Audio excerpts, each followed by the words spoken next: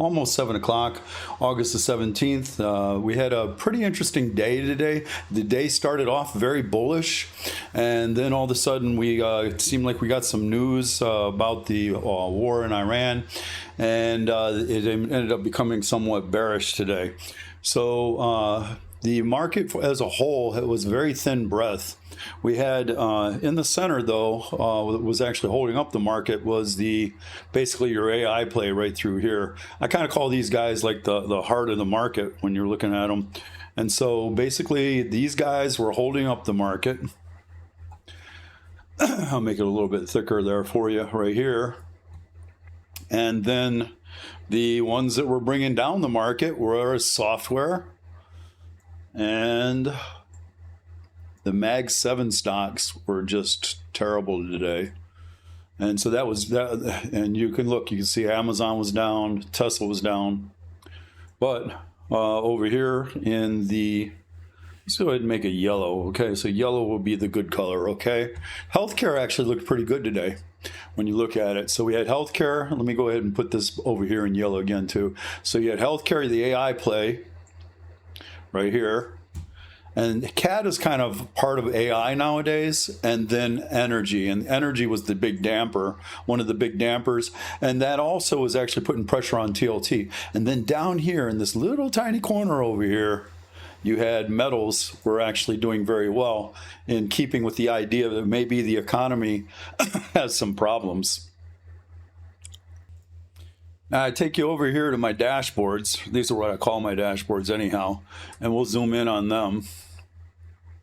And you can see that crude oil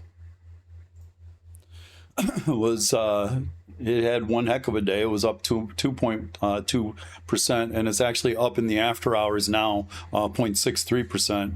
And all of the markets right now are kind of pulling back just a little bit, right? And so the VIX is up, okay, so there's a little more worry. And you can see TLT put in TLD put in a terrible, terrible day today. Absolutely terrible. The Qs kind of held up pretty strong considering, but when you go down here and you take a look at what was going on with the Mag 7, so I got SpaceX and SK Hynix. They're not part of the Mag 7, but they're carrying such a large cap that I got them in this category. They're actually part of the AI play. So the AI play was still lifting us up. SK Hynix last week was up over 20%, and yet today it was actually up 3%, and it's actually up now in the post market as well. So it's doing very well. But when you look at the other stocks that traded on here, Nvidia kind of traded flat, so not too bad for Nvidia. And then Apple kind of started off weak, but then as they started taking a little bit of money off the top of the AI play, and that money started going into Apple is what I noticed. So that's how that rotation works. I call Apple the anti-AI play. And then you have Google and the rest of them down. And actually these guys did not necessarily have great weeks last week as well. But Microsoft, has been kind of hanging in there for quite a while, and it's finally giving back some of the gains, which it really needed to anyhow. But we go over here now to the extended sectors, and also have your regular trading hours, winners and losers here as well, so that you can kind of look at that. But to look at this, DRAM is right there on top, and Mara, which actually trades now more with the AI than with Bitcoin. However, it had a double tailwind to it because Bitcoin was actually doing just fine. But then look over here, you have all these metals that are still kind of staying up towards the top, which is kind of fascinating because when you go back over here once again and we look at the bonds and the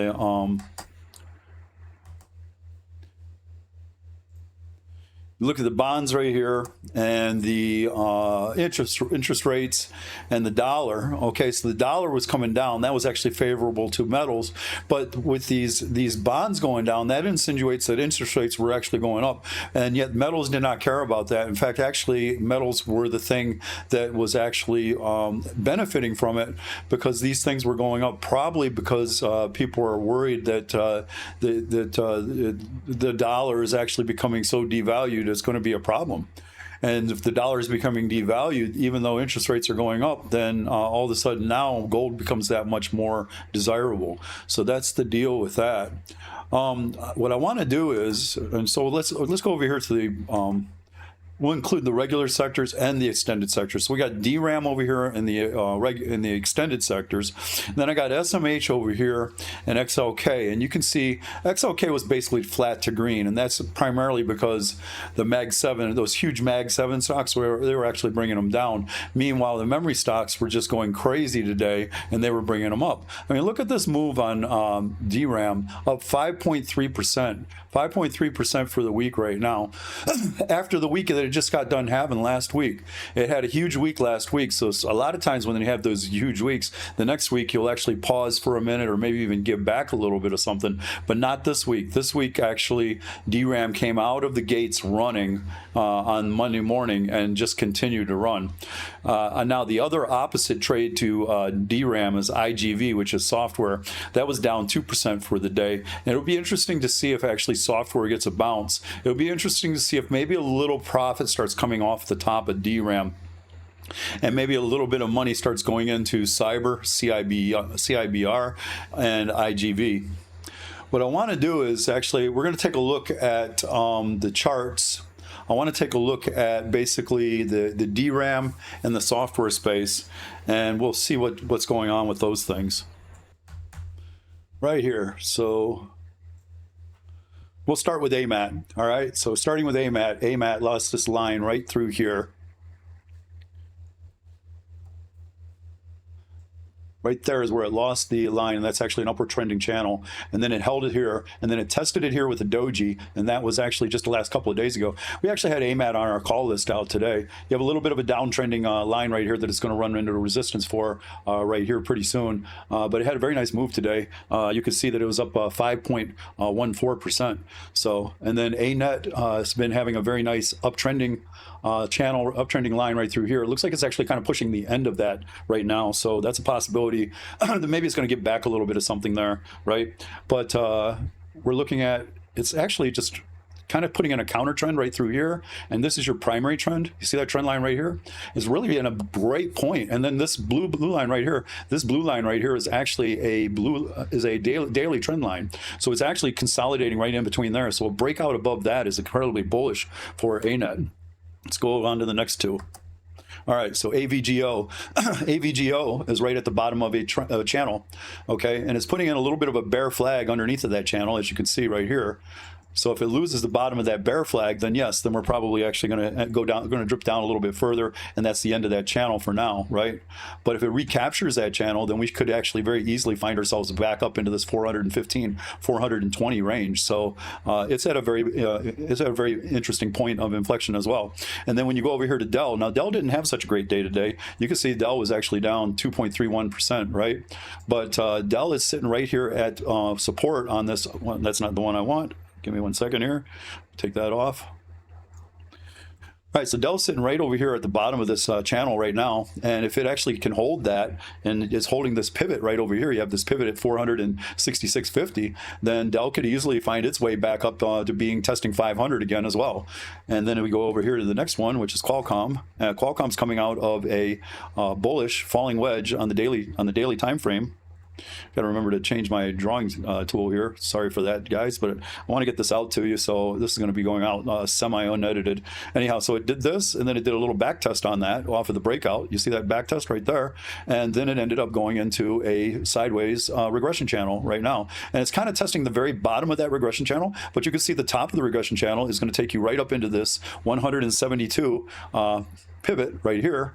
And so you got 172 pivot to the high side and 143 pivot down here on the low side. So it's also at an inflection point. So if a lot of these stocks, if they kind of hang out in the same area, I think we got some trades for tomorrow, huh?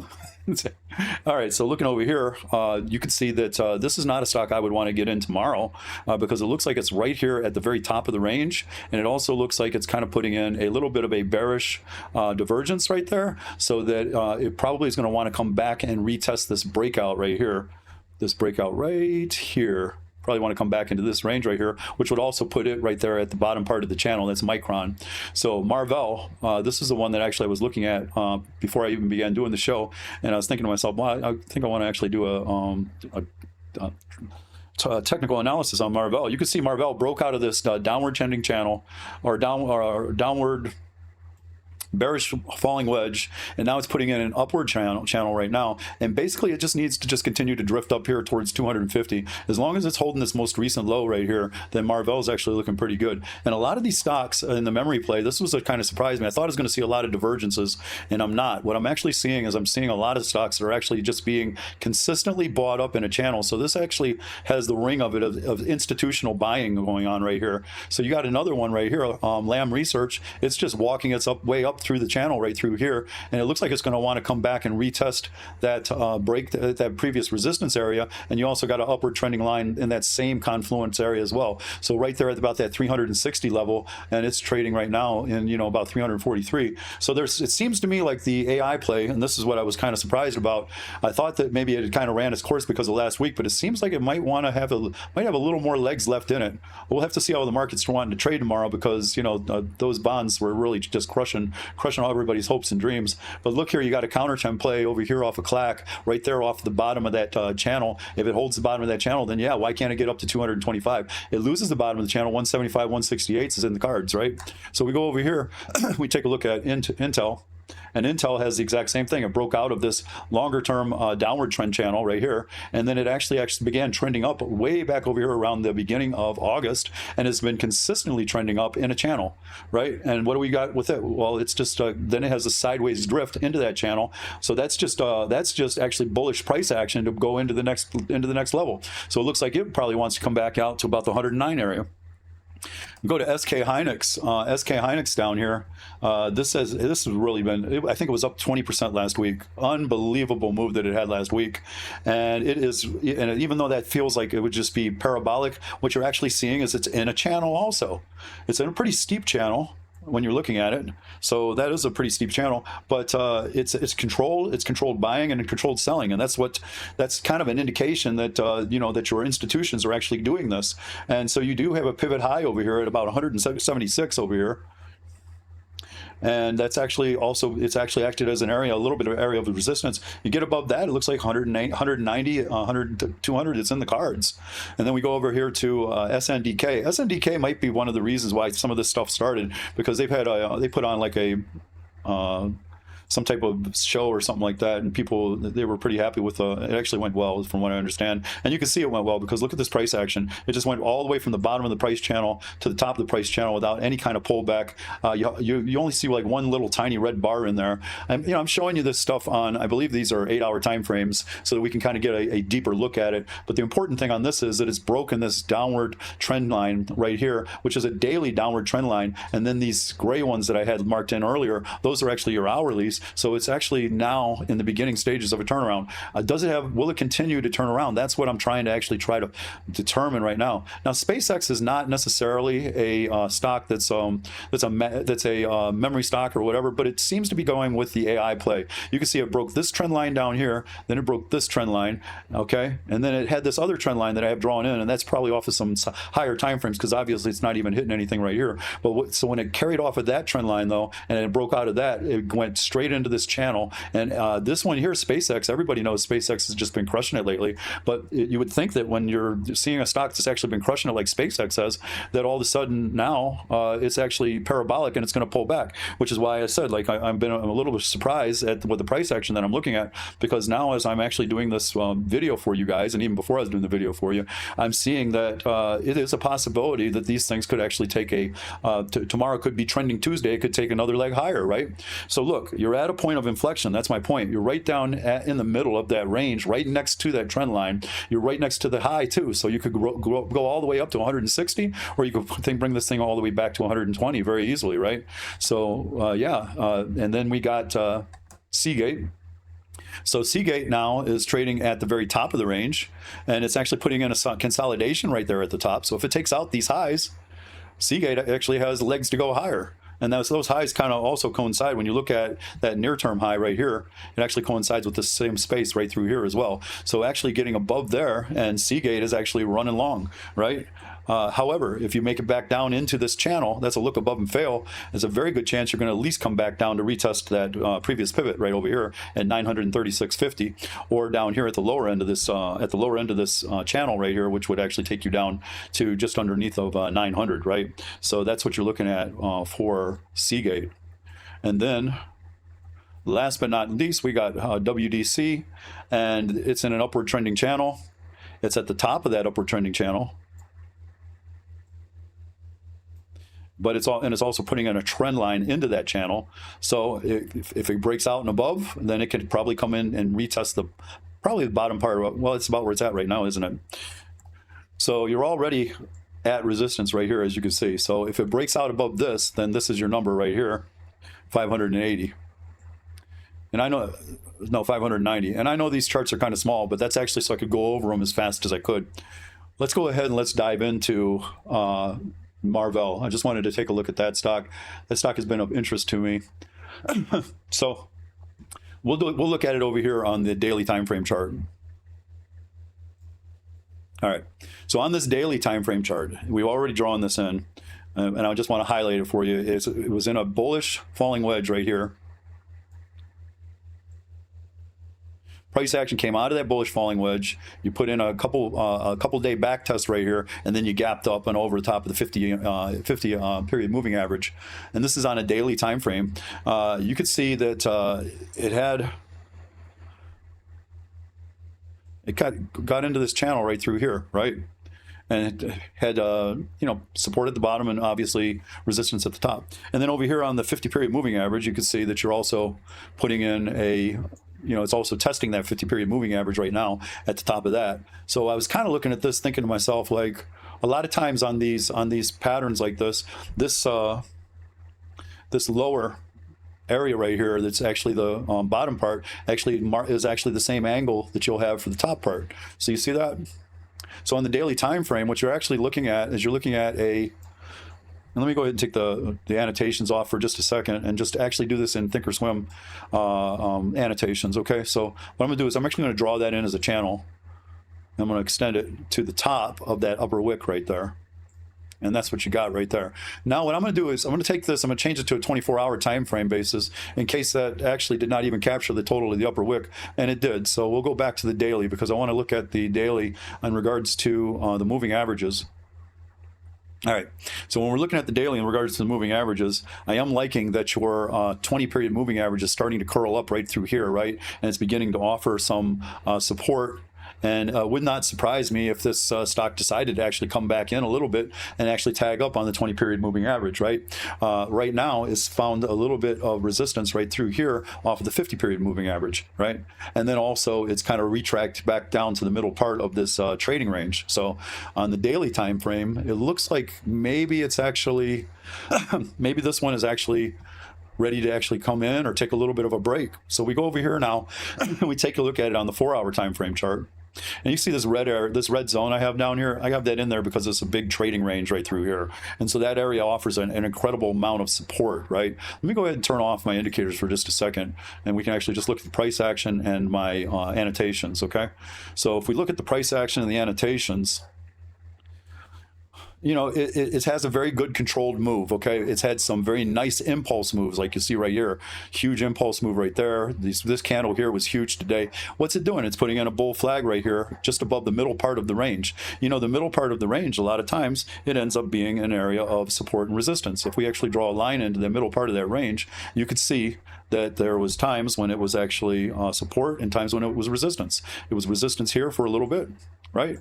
And it was resistance here, a look above and fail, another look above and fail. This one went quite a bit before it failed. That one actually probably failed off of the previous, off of the other trend line that I have there. So, then over here, it actually failed here for a minute, right? And then it caught that other candle to actually go up. So that's, so it's up above the middle part of that trading range. And let's take a look at it now on the hourly. So looking at this on the hourly time frame basis, you can see I have this fib drawn in. Let me go ahead and show you this. That fib drawn in right there is 38.2, and it's 231. And actually, that whole area acted as an area of resistance right here, an area of resistance right here, right, and an area of resistance right here. And then once we did this little back test on this trend line right here, put in this big bull candle right here, we got a little bit extra out of that, then a little pullback, and now we're actually putting in a very nice bull flag right now. And you're over top of that. Once again, you're over top of all of these areas of resistance. So can this run further? At first, I was thinking that maybe it wasn't going to be able to, but as I'm looking at it now, I'm beginning to think that maybe it can, right? So we'll be checking into this one on my pre-market show in the morning. But let's do this. Let's just say, all right, well, let's look at this really quickly on the daily time frame basis and see if we can get some ideas about what are the different possibilities of how this price action could continue to play out, okay? One of the things that I did was I drew this as a regression channel, and then I had just extended to the right, and that actually doesn't look good on your chart. So now I'm actually going to just retrace it as a regular channel so that it's not completely extended to the right. And so this is something that you can do if you're not sure about like where your channel is at. You can actually let Thinkorswim kind of help you figure it out, okay? And then you can then just get rid of the regression channel, and there you go, you drew in your channel. So that's a little method there that I kind of wanted to show to you guys. If you look over here, I pulled this Fibonacci from here to here, where it was actually from the basically from the low, right? From the low right here, all the way up to the high over here. And you could see that once it came into this trading range and this buy zone right here between 50 and the 61.8, look what ended up happening. We hit that zone, and that was a buy zone. It also, man, what an area of confluence that was when you think about it, right? That actually was also the bottom of this trend channel right here. So this would have been a great area to actually look to pick this up at, and I didn't see it, I got to admit, okay? But then also you have your Fibonacci there as well, so then the algos are already programmed in that, hey, when it gets into this range right here, that's a great range to be looking to actually pick this up at. And so it did the little spike through underneath of this previous low right here. It took that low out, grabbed a little bit of liquidity, and then from there it was basically off to the races. We've been in a trending channel ever since that low right there, and we have not dropped it at all. And now we've broken out of the top part of the downward trend channel right through here. So it wouldn't surprise me if it actually wanted to come back in and walk back down and actually test do a back test off of this. However, everything seems so bullish right now that you got to wonder if that's actually the case for it, right? So right now it's actually on the bull side of things. You do have a little bit of an upper wick right here that it put in after a very strong day, right? And it's kind of trading a little bit towards the top of that range. So for me, I want to see if this thing is actually going to come in a little bit further and maybe come back and do the back test of this breakout. If we can get a back test of this breakout, like this would be a perfect play for me right here. If it would do a back test of this breakout right here like that, come back into that back test and get that confluence of both of those areas, picking up support off of the breakout and then the new hourly trend, this would be a perfect place to actually get back in and begin actually carrying this thing here to the long side. So that's what I'm looking at on that. If it actually loses this channel, then it wouldn't even hurt it to come back and even do a slightly higher high, and then come back in and begin to decide to get some legs to go longer. Now, there is another option that can end up happening on this as well, right? So sometimes these patterns that are like this, these patterns that are when they do the breakout, let me show you this. Make my thing a little bit bigger. They do this breakout like this. You have this pattern here, and now it's gone up through here. That might just possibly be an ABC pattern to the bottom side. And if it is an ABC pattern to the bottom side, it actually implies that it would have this same length to the bottom side as it does on the very first A move. Your C leg would actually have that same length.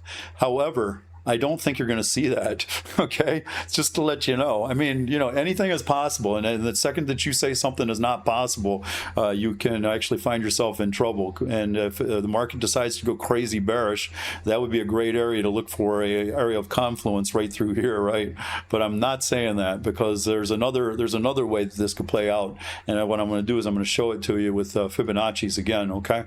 So the way this could play out and the way Fibonacci's work on stock stocks that are strong, but they're pulling back in an ABC pattern is they don't pull back to the full 100%. They pull back to the 61.8 or 61.38 or 61.8. Now, if this B leg right here, if that is actually marking the top, because the top could actually end up being way up over here. Who knows? This thing could continue to walk up to here or whatever, and now we're in the bottom of that training range. But if this is the top right here, then this insinuates that actually it could pull back into this 137 area, and that would be an excellent area, especially if it gets back, it turns back around, picks up your moving average, be an excellent area to actually pick this thing up at. So that's the negative side of things. On the positive side of things, yeah, on the positive side of things is basically just what I said already.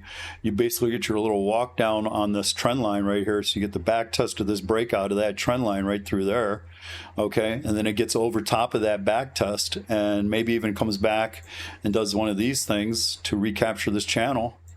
And now you're up to the long side. So that's the way it could trade to the long side as well.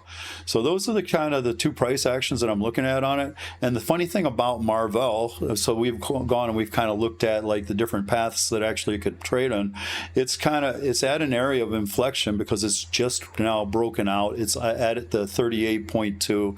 It's in the middle of the area where you get support and resistance on that trend channel.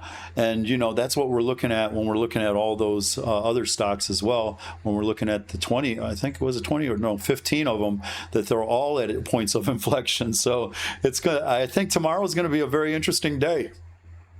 Anyhow, that's all I got for you. I hope the video was okay. Have a great day. Make lots of money.